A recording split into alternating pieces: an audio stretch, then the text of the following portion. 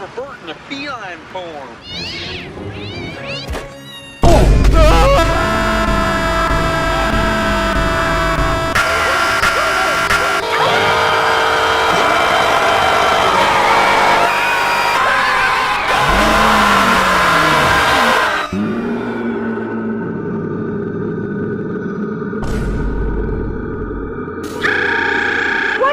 I don't get it.